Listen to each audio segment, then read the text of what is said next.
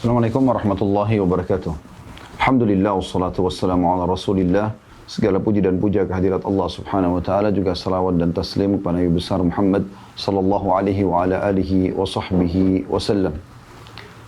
Bertemu teman-teman sekalian di kesempatan ini di Jumat kelima, yang biasanya di setiap hari Jumat di pukul 13.00 kita membahas hadis sahih at-targhib wa tarhib, tetapi karena ini Jumat kelima, maka tema yang kita akan bahas adalah tema umum.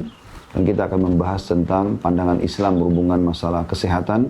Tepatnya kalau dari saya, berobatlah, atau berobat dengan Islam, atau berobat dan Islam. Saudaraku seiman, agama Islam adalah agama yang sempurna, meliputi segala sesuatu dalam kehidupan manusia. Termasuk pada saat seseorang atau sosok manusia itu menghadapi permasalahan dari penyakit. Dan Islam datang memberikan solusi yang terbaik. Mungkin sebelum jauh kita membahas masalah ini, saya akan sebutkan beberapa firman Allah Subhanahu wa taala yang menyebutkan memang kalau penyakit itu ada.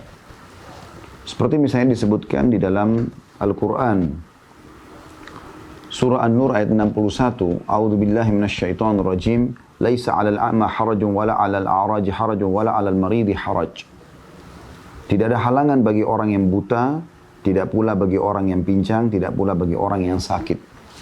Tentu ini kalau orang mau pergi berjihad, orang mau melakukan sebuah kewajiban dan memang dia ada halangannya, termasuk disebutkan di sini masalah orang sakit, maka dia boleh mencari hal yang lebih ringan. Seperti misalnya seseorang biasa sholat berjamaah di masjid, pada saat dia sakit dia boleh berjamaah di rumah misalnya. Atau dia lagi tidak mungkin sholat berdiri, dia bisa sholat sambil duduk. Dia tidak bisa duduk, dia bisa sambil berbaring, sebagaimana sabda Nabi SAW. Ya, kalau kalian mampu sholatlah berdiri, kalau tidak mampu maka duduklah, kalau tidak mampu berbaringlah, kalau tidak mampu sholatlah semampu kalian, walaupun dengan isyarat. Ya, seperti orang lagi berjihad di kancah peperangan, lagi berhadapan dengan musuh, boleh sholat dengan isyarat. Begitu juga orang yang stroke seluruh badan misalnya, maka mereka boleh melakukan itu. Tapi inti bahasan Allah SWT sebutkan di sini tentang wala alal maridi haraj, dan orang-orang yang sakit pun tidak masalah untuk atau tidak perlu memaksakan diri. Begitu juga Allah Subhanahu wa taala memudahkan ya, di bulan Ramadan seperti ini, musafir, orang sakit ya, yang memang tidak mampu untuk berpuasa, mereka boleh berbuka, kemudian mereka boleh menggantikan atau dianjurkan menggantikan di hari yang lain. Sebagaimana Allah sebutkan dalam Al-Baqarah ayat 184, A'udzu billahi minasyaitonir rajim, "Faman kana minkum maridan aw 'ala safarin fa iddatun min ayyamin ukhra." Siapapun di antara kalian yang sedang sakit atau dalam perjalanan, lalu ia berbuka, maka wajiblah baginya mengganti di hari lain sebanyak hari yang ditinggalkan itu. Jadi ada keringanan bagi musafir, ya, bagi orang yang sakit untuk tidak berpuasa. Berarti penyakit juga disebutkan di sini ya. Dan cukup banyak ayat-ayat Al-Quran yang berbicara masalah itu. Hanya saya dalam Islam dibagi menjadi dua, ada penyakit jasmani, ada penyakit rohani atau biasa dibahasakan juga dengan penyakit hati. Kalau masalah penyakit hati itu disebutkan dalam firman Allah Subhanahu wa taala dalam surah Al-Baqarah ayat 10. Al-Baqarah ayat 10. A'udzu billahi minasyaitonir rajim, fi qulubihim maradun fazadahumullahu marada. Di dalam hati-hati mereka, para orang-orang munafik ya, ada penyakit-penyakit yang Allah tambahkan penyakit di atas penyakit tersebut. Ya, seperti iri, dendam, semua itu putus asa. Ya, penyakit-penyakit yang berbahaya sekali sebenarnya, yang tanpa bisa dideteksi secara medis, itu ada disebutkan dengan penyakit hati. Begitu juga disebutkan di dalam surah Al-Muddathir ayat 31. A'udzu billahi minasyaitonir rajim, wa liyaqula alladziina fi qulubihim maradun wal kafiruna madza aradallahu bihadza mathala. Orang-orang yang di dalam hatinya ada penyakit dan orang-orang kafir mengatakan, apakah yang dikehendaki oleh Allah dengan bilangan ini sebagai perumpamaan. Nah, jadi ada penyebutan tentang masalah penyakit.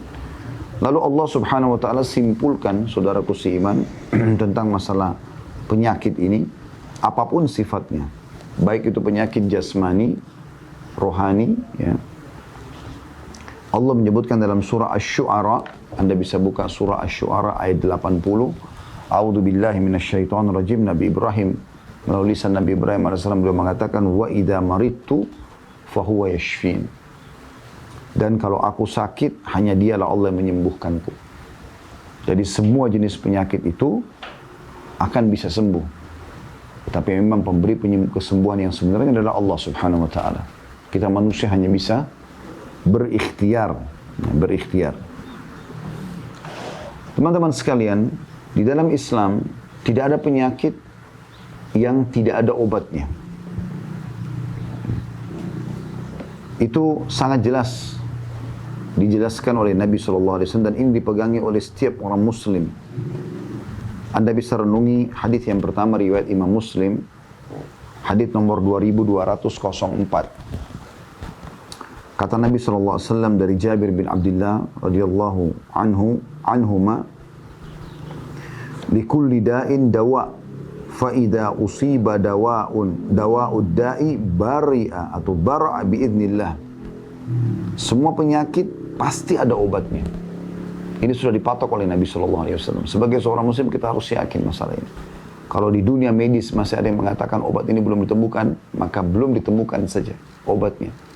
Tetapi dalam syariat Allah Subhanahu Wa Taala dari 1400 tahun yang lalu sudah disampaikan. Tidak ada penyakit yang Allah ciptakan kecuali ada obatnya. Jika sesuai antara penyakit dengan obat, maka ia akan sembuh dengan izin Allah. Begitu juga dengan hadis Nabi SAW. Lebih jelas lagi, hadis riwayat Bukhari. Dari Abu Hurairah radhiyallahu anhu bahwasanya Nabi SAW bersabda, ma anzalallahu da'an illa anzalallahu lahu shifa. Allah tidak akan pernah menurunkan sebuah penyakit kecuali Allah akan turunkan bersama obatnya. Jadi semua ada obat.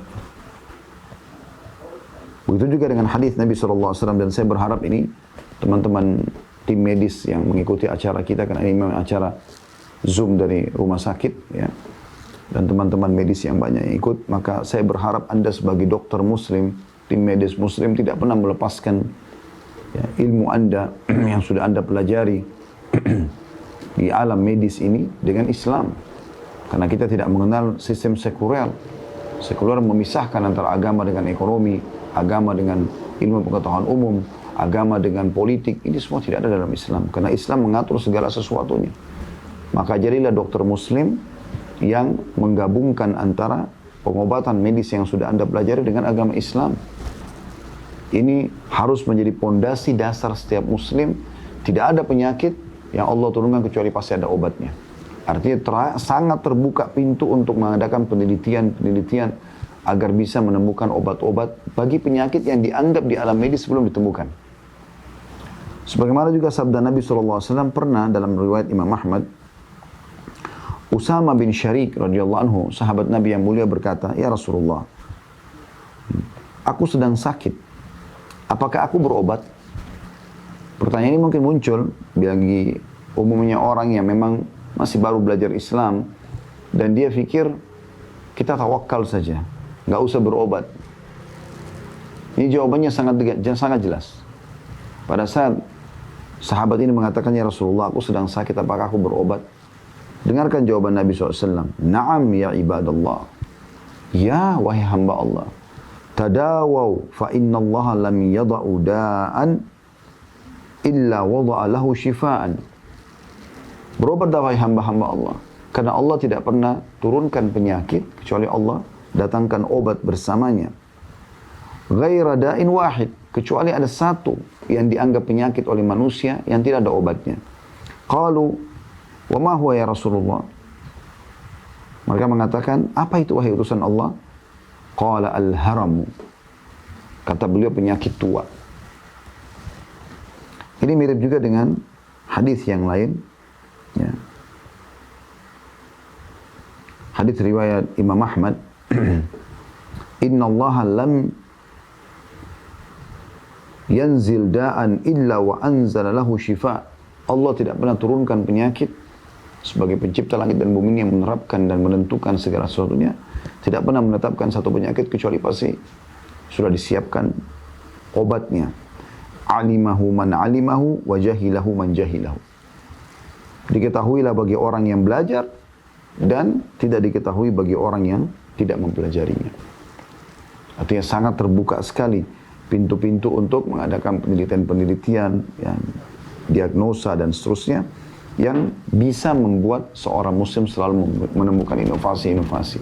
Ini tidak asing sekali, banyak ilmuwan muslim terutama di era masa kejayaan Islam di Spanyol, ya. Ada banyak sekali tokoh-tokoh muslim yang tampil menjadi tim medis yang sangat terkenal, ya. Di mana mereka memang tidak asing di alam medis ini, ya. Tersebutkan nama-nama mereka, terukir nama-nama mereka, bahkan sampai sekarang masih dipakai di alam medis. Bagaimana mereka terus menelusuri ayat-ayat Al-Quran, hadis-hadis Nabi SAW, sampai akhirnya mereka menemukan obat. Kemudian juga ada hadis Bukhari tentang masalah habbatus sauda, jintan hitam. Yang kata Nabi SAW, habbatus sauda dawa'an likul da'il as-sam. Jintan hitam atau, ya, biji berkah biasa dikatakan, ya.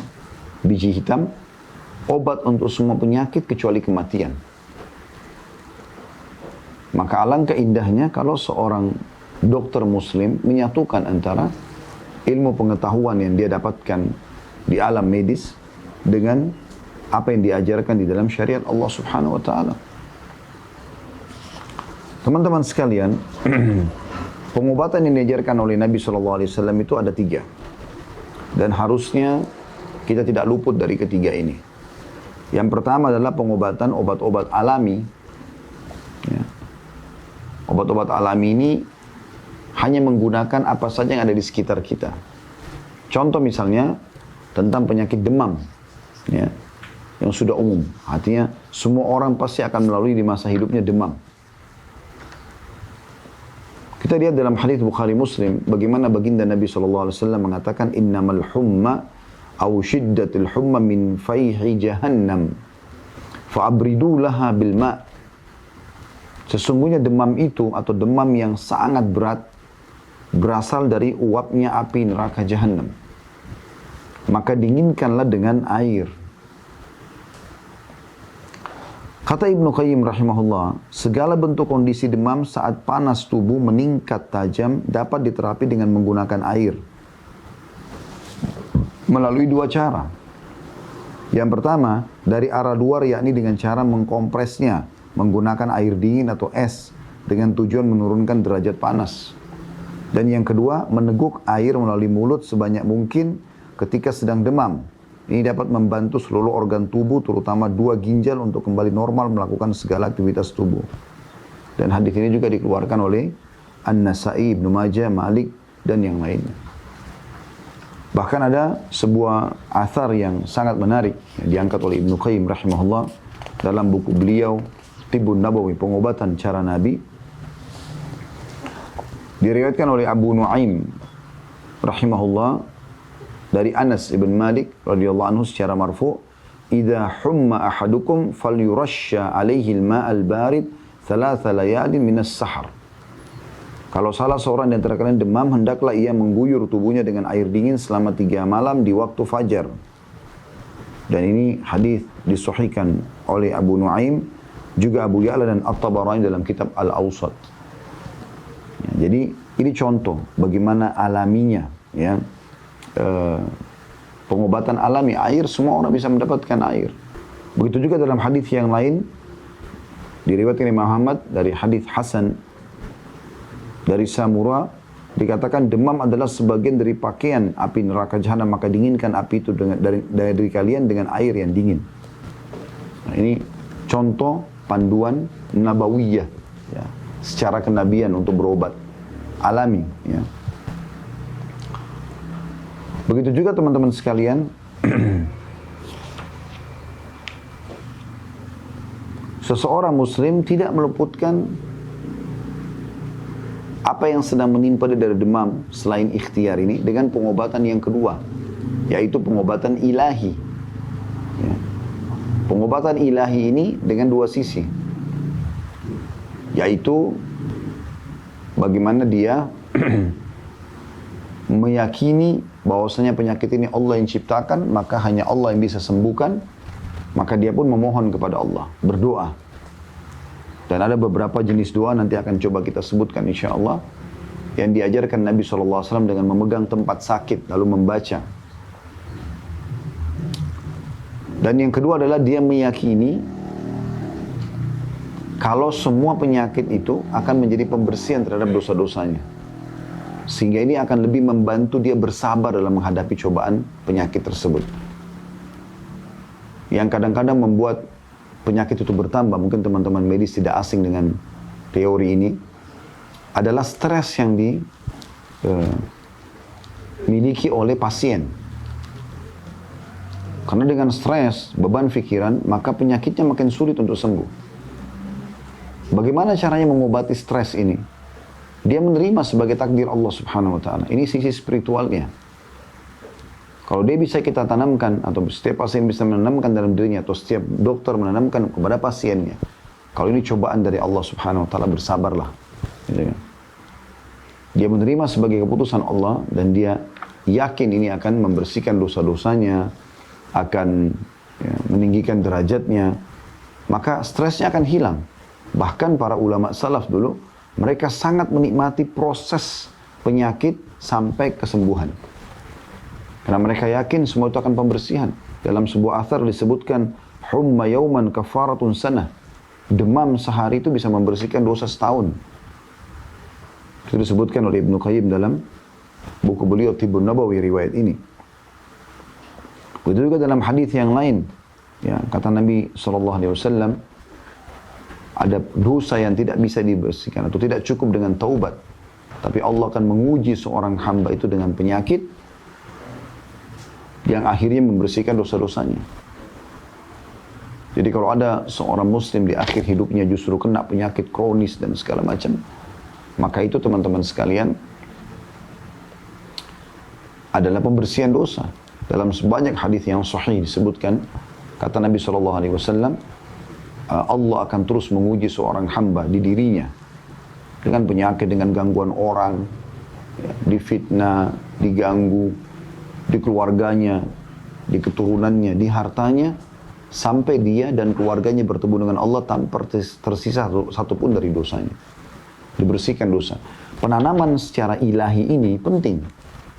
Baik dokter kepada pasien ataupun pasien pada dirinya sendiri, sehingga stresnya hilang. Karena dia tahu ini adalah keputusan Allah, dia tahu ini akan membersihkan dosa-dosanya, dia tahu ini akan meninggikan derajatnya. Karena semua cobaan akan meninggikan derajat di surga. Ada orang-orang yang akan mendapatkan derajat yang sangat tinggi di surga karena cobaan-cobaan yang datang. Kata Nabi SAW dalam sebuah hadis sahih, nanti orang-orang yang cobaannya sedikit di dunia, ada cobaan tapi sedikit, pada saat mereka melihat balasan yang luar biasa bagi orang yang cobaannya berat selama di dunia, dan mereka melalui dengan sabar, maka mereka berharap yang cobaannya sedikit ini kembali ke dunia, kemudian kulit mereka digunting-gunting. Betapa sakitnya kulit itu kalau digunting. Tapi kata Nabi SAW, kalau mereka melihat nanti pada hari kiamat balasan istana yang mewah, dayang-dayang dan segala macam, hanya karena penyakit-penyakit yang sedang menimpa seseorang, dan kemudian dia bersabar, dia berharap kembali ke dunia dan dicoba dengan yang lebih berat daripada penyakit orang-orang tersebut, dengan digunting-gunting kulitnya. Jadi ini penanaman pengobatan ilahi.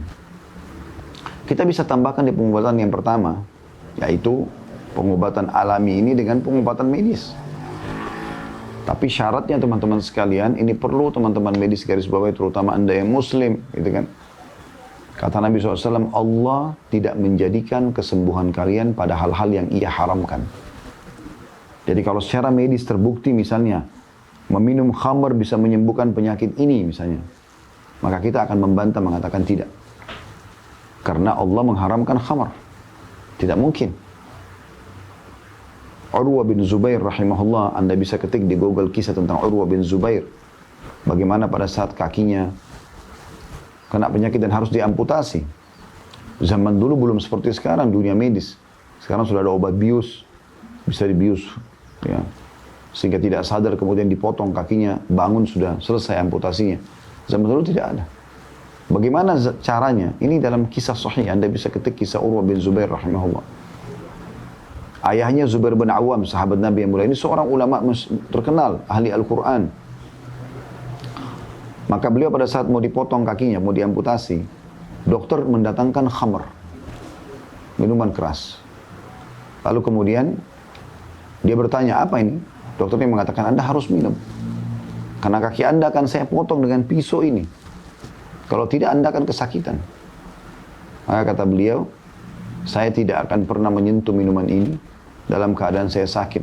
Sedangkan dalam keadaan sehat saya tidak sentuh, apalagi dalam keadaan sakit. Ini cobaan sedang datang. Dan beliau sangat faham tidak mungkin Allah jadikan kesembuhan dengan itu. Ini sabda Nabi SAW. Gitu kan? Jadi kita harus sadari poin ini. Ini penting. Nah, kita bisa tambahkan di pengobatan alami ini selain menggunakan bahan-bahan alami, mungkin kalau zaman sekarang kita juga herbal. Dan lebih tepat lagi teman-teman kembali kepada pengobatan nabawiyah. Seperti kata Nabi SAW, kesembuhan pasti dikonsumsi madu, kemudian bekam, mengeluarkan darah kotor dengan cara dikop, ya. Kemudian kai ini menggunakan besi panas yang dikagetkan di tubuh. Namun Nabi SAW mengatakan, hanya saja aku melarang umatku menggunakan kai. Dalam riwayat yang lain, jadikan kai sebagai pengobatan terakhir kalian. Jadi, kita lihat di sini bagaimana Nabi SAW memberikan kita pengobatan. Madu, konsumsi, teman-teman sekalian. Bukan air madu, madunya dikonsumsi. Dan kalau madu alami, sebanyak apapun tidak ada masalah. Itu juga dengan habbatus sauda, jintan hitam. Itu juga dengan hal-hal yang lain yang diperintahkan oleh Nabi SAW cukup banyak. Dan itu sudah kami bedah panjang lebar di tema Tibun Nabawi. InsyaAllah Anda bisa ikutin di Hadits Basalam Official, di playlist cari pengobatan Nabawiyah. Saya sudah membedah hampir seluruh buku Tibun Nabawi punya Ibnu Qayyim rahimahullah. Ada buah-buahan seperti labu yang disebutkan pada saat Nabi Yunus alaihissalam selama beberapa hari di perut ikan paus ditelan, maka dia merasa lemah. Yang paling pertama Allah Subhanahu wa taala berikan kepada dia pada saat dimuntahkan oleh ikan dua hal. Dia mengkonsumsi susu sapi dan juga labu.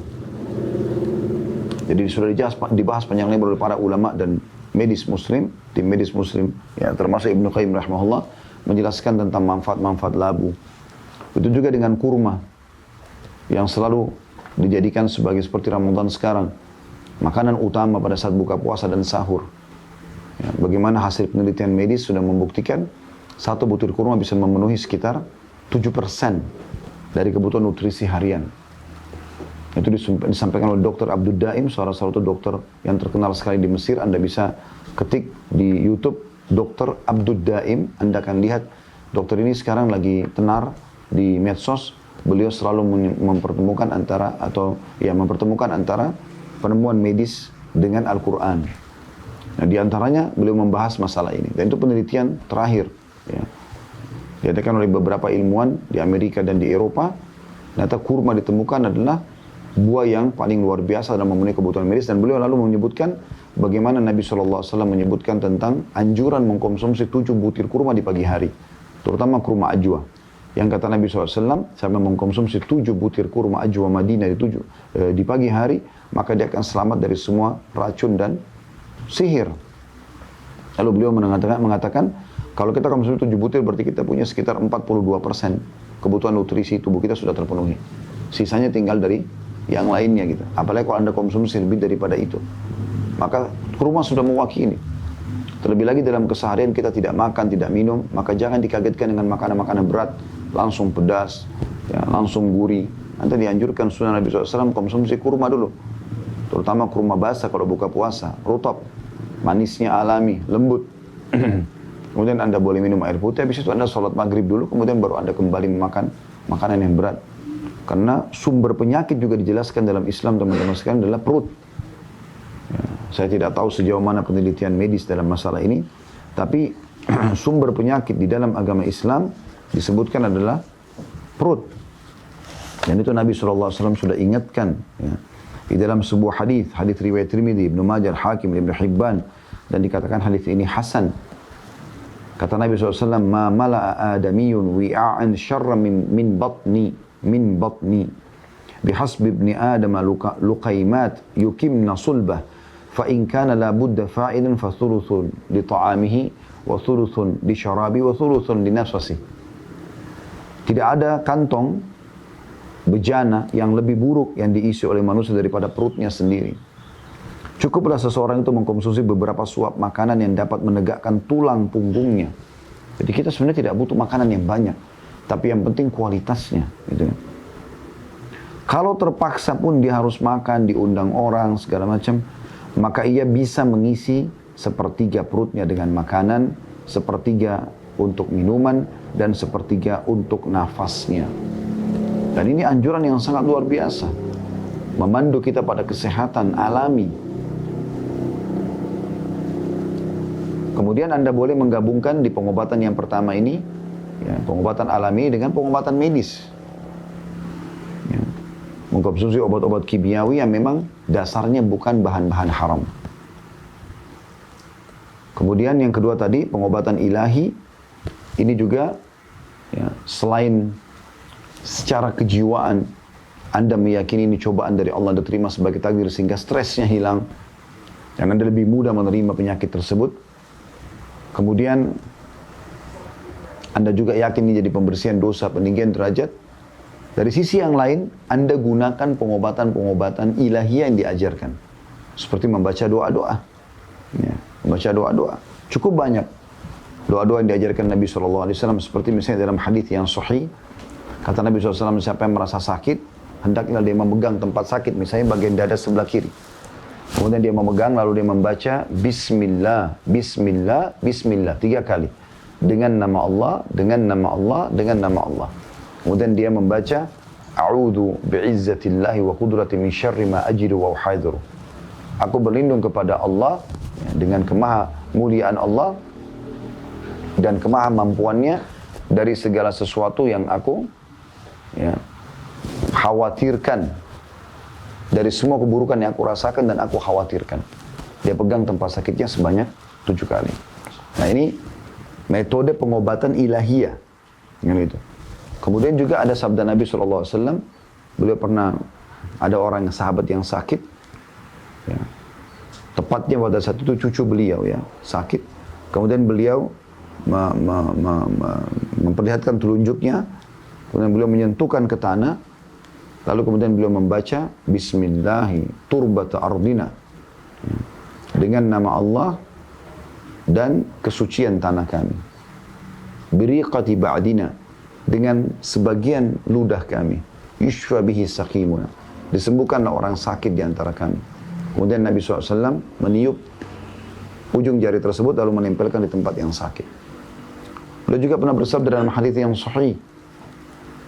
Siapa yang menjenguk orang yang sakit, kemudian dia membaca 7 kali, maka pasti Allah akan menyembuhkan orang tersebut selama ajalnya belum datang. 7 kali ini, potongannya sangat ringan. As'alullahal azim, aku memohon kepada Allah yang maha agung, Rabbal arsyil azim, pemilik singgasana yang agung, ayyashfiyaka, agar menyembuhkanmu. Kalau perempuan, ayyashfiyaki. Saya ulangi, as'alullahal azim, aku memohon kepada Allah yang maha agung, Rabbal arsyil azim, pemilik singgasana yang agung, ayyashfiyaka, agar menyembuhkanmu. Dibaca 7 kali. Ini ada jaminan dari utusan Allah sampai pencipta langit dan bumi. Kalau Anda sedang sakit, Anda sedang ada masalah, yang menciptakan Anda Allah, yang menciptakan penyakit dan masalah itu Allah, yang bisa menghilangkan adalah Allah. Kalau Anda sedang mendapatkan nikmat, yang menciptakan Anda Allah, yang menciptakan nikmat itu Allah, yang bisa juga mempertahankan hanya Allah. Maka utusan Allah menyampaikan masalah itu. Sampai membacanya 7 kali pada saat menjenguk orang sakit, dipastikan sembuh orang tersebut selama ajalnya belum datang. Kenapa Anda teman-teman medis nggak lakukan ini? Kenapa Anda tidak pada saat pasien datang, Anda memulainya dengan mengajaknya berdoa misalnya. Lalu Anda membacakan 7 kali doa ini, tulis di meja Anda. As'alullahal azim, Rabbal arsyil azim, ayyashfiyaka. Baca 7 kali. Kemudian setelah itu baru Anda boleh menggabungkan dengan yang metode pengobatan. Anda berikan resep misalnya. Anda berikan vitamin, Anda berikan obat. Karena metode yang ketiga adalah menggabungkan keduanya. Jadi metode yang pertama, pengobatan alami, masuk dalamnya juga bisa medis tadi saya katakan. Atau pengobatan alami adalah menggunakan bahan-bahan alami yang memang Allah sudah ciptakan di sekitar kita. Kemudian metode yang kedua adalah pengobatan ilahi. Dan metode yang ketiga adalah menggabungkan keduanya. Dan ini yang paling sempurna adalah menggabungkan keduanya. Ya.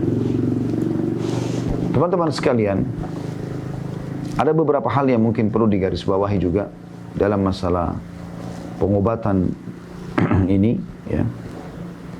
Yaitu bagaimana Islam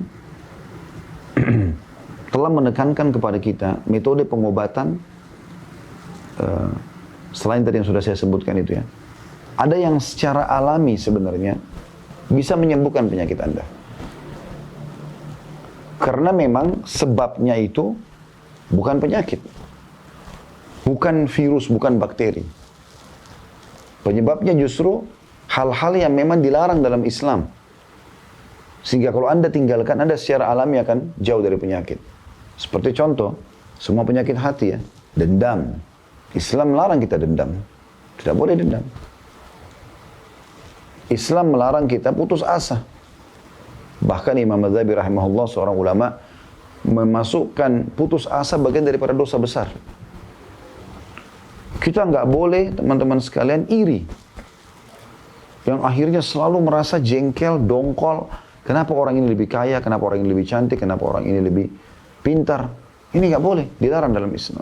Bahkan kata Nabi SAW, hati-hati kalian dengan iri dan dengki ini, karena dia bisa membakar pahala sebagaimana api membakar kayu bakar. Boleh ghibthah. Apa itu ghibthah? Mirip seperti itu. Jadi misalnya ada orang punya kelebihan, kita minta agar Allah memberikan kita kelebihan yang sama, tapi tanpa berharap hilang kelebihan itu dari dia. Misalnya ada seseorang pintar, kita berharap, ya Allah berikan juga saya kepintaran sebagaimana Kau berikan kepada dia. Itu boleh, tapi tanpa berharap hilang dari dia. Itu namanya ghibthah dalam agama Islam. Tapi kalau mirip dengan hasad, ya, kalau hasad yang dilarang, iri yang dilarang adalah Anda merasa iri dan Anda berharap hilang dari dia. Ini hukumnya haram, tidak boleh dalam Islam. Ini contoh, berapa banyak orang muncul penyakit dari sini. Berapa banyak masalahnya itu. Karena dia selalu iri dengan orang. Yang dia pusingin setiap hari adalah kelebihan yang dimiliki oleh orang lain. Dia bukan menggali potensi dan skill dia. Ini sebenarnya secara alami sudah dilarang dalam agama. Artinya kalau Anda tinggalkan, Anda akan jauh dari banyak penyakit. Ya kan? Ini contoh. Kemudian juga puji-pujian. Melawan satu karena puji-pujian. Kadang-kadang ada orang tidak mampu karena sudah tua, tapi karena dia gila pujian, tanda kutip, maka dia memaksakan diri. Ini kan juga termasuk dilarang dalam agama Islam. Ada istilah riya dalam agama, nggak boleh. Gitu kan? Sebaliknya, kita dalam Islam disuruh ikhlas, disuruh tawakal, disuruh dermawan, ya, disuruh yakin dengan janji-janji Allah dan seterusnya. Itu kan secara alami, ya. Kalau Anda jauh ini, insya Allah Anda akan dapat pahala dari sisi spiritualnya, agamanya, dan Anda juga jauh dari banyak penyakit. Sebaliknya, kalau Anda terjerumus dalam penyakit-penyakit hati ini, ya, maka dia akan lebih berbahaya daripada penyakit yang penyebabnya adalah dari luar, virus ataupun bakteri. Karena kalau ini tidak ada dalam diri kita, teman-teman, sebenarnya tubuh kita itu sangat kuat. Allah Subhanahu wa Ta'ala sudah menciptakan, ya, pertahanan yang sangat kuat. Tapi karena kita rusak dari dalam, kropos, akhirnya mudah penyakit-penyakit dari luar untuk masuk. Dan bagaimana Islam menjanjikan pahala yang besar bagi orang yang justru ikhlas, pemaaf, ya. Semua itu, teman-teman sekalian. Yang baik-baik ini semuanya. Suka memberi, mengalah, itu ada semua. Itu satu sisi. Sisi yang lain juga, Islam menyuruh kita berobat. Dan Islam juga mengajarkan kepada kita agar tidak kena penyakit-penyakit yang disebabkan karena faktor eksternal, makanan, minuman, dan segala macam ini. Kita disuruh untuk mengkonsumsi dua syaratnya dalam Islam. Halalan thayyibah. Halal yang dibolehkan, thayyibah yang berkualitas. Saya kasih contoh. Ayam halal. Tapi kapan dia rusak, basi, bangkai, bukan disembelih dengan nama Allah, maka tidak thayyib, maka jadi haram dia. Dalam Islam boleh, teman-teman sekalian, kalau Anda masuk ke supermarket, ada anggur kualitas A, nilainya 200.000 per kilo. Dengan ada anggur kualitas B, nilainya 100.000 per kilo. Kalau Anda beli yang A dengan niat menikmati apa yang Allah telah berikan dan Anda mampu, bukan memaksakan diri, itu berpahala. Boleh. Bahkan bisa berpahala. Karena Nabi SAW pernah melihat ada sahabat, penampilannya berantakan. Ya. Kelihatan orang ini seperti orang susah. Maka pertanyaan pertama Nabi SAW kepada dia, apa kau punya harta? Dia bilang, iya. Kata Nabi SAW, apa hartamu? Dia sebutkan, saya punya unta, saya punya kuda, saya punya kambing. Dia orang ini mampu. Kata Nabi SAW, kalau begitu mana kau dari bekas nikmatnya Allah pada dirimu? Ya. Dalam riwayat lain kata Nabi SAW, Inna Allah yuhibbun yara athara ni'mih ala abdi. Allah suka melihat bekas nikmat pada hambanya. Kita disuruh makan yang berkualitas. Selain halal berkualitas, tayyibah. Kita disuruh pakai baju yang terbaik. Kita disuruh menghirup udara yang paling bersih. Kita disuruh memiliki rumah yang bersih, yang besar, yang bagus. Tidak ada masalah, tidak ada larangan dalam Islam. Yang penting jangan mubazir. Jangan berlebihan. Jangan juga pelit. Kita berada di tengah-tengah. Islam tidak pernah melarang Anda menikmati semua itu. Kan ini faktor-faktor yang membuat memang pertahanan tubuh kita sangat bagus. Selain daripada itu, kita juga ada anjuran dalam Islam. Sisi yang lain ini, sisi yang ketiganya ya.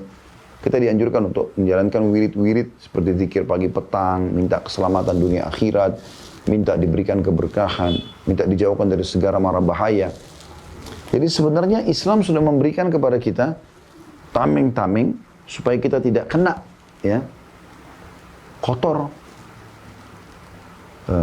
Apalah faktor eksternal yang bisa menyebabkan penyakit masuk. Seperti sekarang di masa pandemi kita dianjurkan, semua negara sekarang menekankan cuci tangan, cuci tangan. Dalam Islam teman-teman, kita selalu cuci tangan. Bukankah setiap kali mau sholat kita wudhu? Wudhu yang pertama apa? Cuci tangan. Berarti sehari, kalau kita wudhu, bicara sholat wajib 5 kali kita cuci tangan. Bukan cuma itu, cuci kaki bahkan. Cuci wajah. Kumur-kumur. Dan istinsyak, membersihkan kotoran dari hidung. Bahkan kata Nabi SAW, kalau kalian sedang istinsyak, memasukkan air di hidung, kuatkanlah. Lalu buanglah dengan kuat juga, istinthar namanya.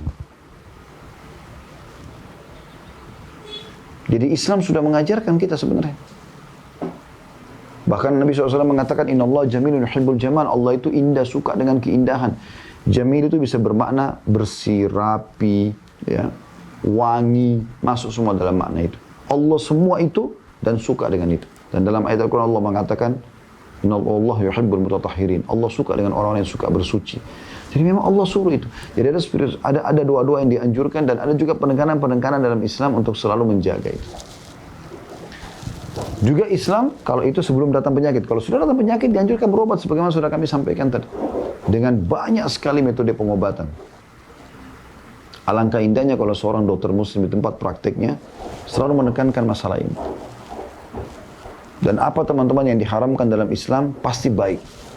Sekarang saya berapa kali berkunjung ke ruang dokter, umumnya selalu pertanyaan, Bapak merokok nggak? Minum alkohol nggak? Kenapa selalu yang ditanyain? Karena ini kan buruk ya. Pasti berefek tidak baik pada kesehatan. Islam sudah melarang ini. Nggak boleh khamar, nggak boleh rokok. Nggak boleh. Memakan makanan yang kualitasnya terganggu aja, sudah rusak nggak boleh. Apalagi kalau dasarnya kayak racun-racun seperti ini. Jelas nggak boleh. Jadi Islam teman-teman mengajarkan kepada kita sebelum datang penyakit bagaimana mengkanternya. Dan kalaupun datang bagaimana menerimanya dan menghadapinya. Sebagaimana sudah kami paparkan tadi. Allahu a'lam.